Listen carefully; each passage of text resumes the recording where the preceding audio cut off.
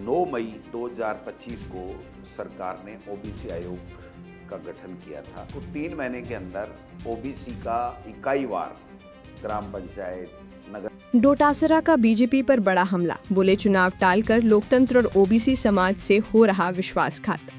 राजस्थान में पंचायती राज और नगरीय निकाय चुनावों को लेकर सियासत तेज हो गई है। प्रदेश कांग्रेस अध्यक्ष गोविंद सिंह डोटासरा ने राज्य सरकार पर चुनाव टालने और ओबीसी सर्वे में पारदर्शिता नहीं बरतने के आरोप लगाए हैं। डोटासरा ने कहा कि भारतीय जनता पार्टी को आगामी पंचायती राज और स्थानीय निकाय चुनावों में अपनी स्थिति कमजोर होने का आभास है, इसीलिए सरकार शुरुआत से ही चुनाव टालने की मंशा से काम कर रही है। उन्होंने आरोप लगाया कि सरकार बनने के बाद लंबे समय तक ओबीसी आयोग का गठन नहीं किया गया। आयोग के गठन के बाद भी तय समय में सर्वे रिपोर्ट प्रस्तुत नहीं की गई, जबकि इस संबंध में उच्च न्यायालय भी सरकार से लगातार प्रगति रिपोर्ट मांग रहा है।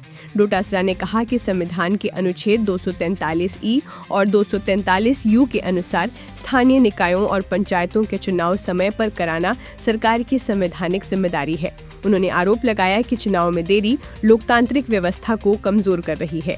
प्रदेश कांग्रेस अध्यक्ष गोविंद सिंह डोटासरा ने राजधारा ऐप के माध्यम से किए जा रहे ओबीसी सर्वे पर सवाल उठाए। उनका कहना है कि यदि सर्वे में अधिकृत सरकारी गणनाकारों के बजाय केवल नागरिकों द्वारा ओटीपी के माध्यम से जानकारी दर्ज की जा रही है, तो उस डेटा की प्रामाणिकता और वैधता कैसे सुनिश्चित होगी। डोटासरा ने मांग की कि सरकार ओबीसी सर्वे को पूरी पारदर्शिता, सरकारी सत्यापन और संवैधानिक प्रक्रिया के अनुरूप जल्द पूरा कर रिपोर्ट सार्वजनिक करे। फिलहाल ये आरोप कांग्रेस की ओर से लगाए गए हैं। इस विषय पर सरकार का विस्तृत आधिकारिक पक्ष सामने आना शेष है। 9 मई 2025 को सरकार ने ओबीसी आयोग का गठन किया था। तो 3 महीने के अंदर ओबीसी का इकाईवार ग्राम पंचायत, नगर पालिका, पंचायत समिति, जिला, उसके बाद सर्वे करके इनको देने का नोटिफिकेशन है।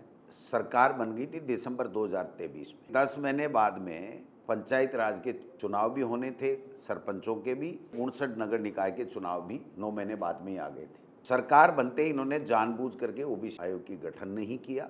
जो परिसीमन का कार्य 4 महीने मैक्सिमम में निपटना चाहिए, उस परिसीमन के कार्य को 13 महीने तक ये लटकाए रखे। अब ओबीसी आयोग 3 महीने में काम करना था, 6 महीने में कर देता, 9 में कर देता। आज 14-15 महीने हो गए।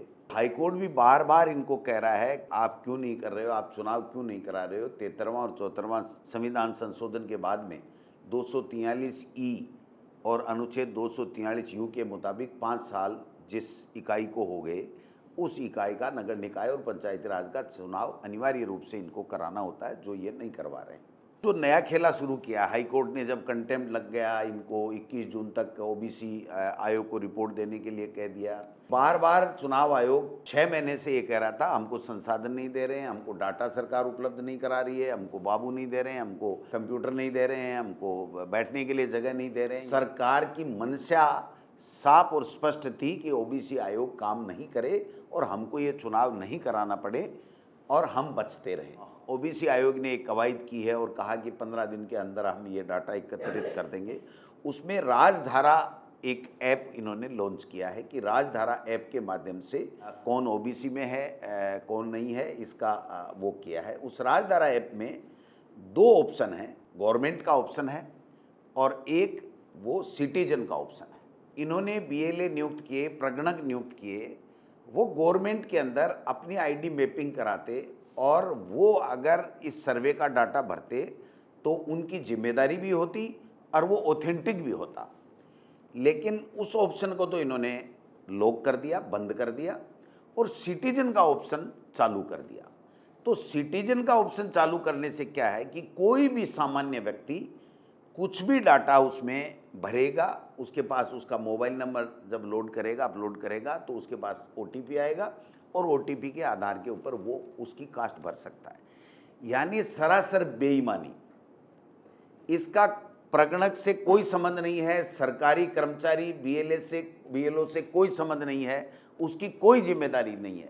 यानी जो राजधारा ऐप के अंदर गवर्नमेंट का जो ऑप्शन है उसको बंद कर दिया गया और सिटीजन का ऑप्शन हर व्यक्ति के लिए खोल दिया गया और खोल करके ये कह दिया गया कि कोई भी सिटीजन इसका सर्वे के अंदर ओबीसी कौन है कौन नहीं है ये भर सकता है और उसको डाटा मानते हुए ये सरकार चुनाव कराना चाहती है, जो इलीगल है, से पूरी की पूरी बेईमानी है। और ओबीसी को कैसे कम दिखाया जाए, ये एक साजिश इस सरकार की गई है।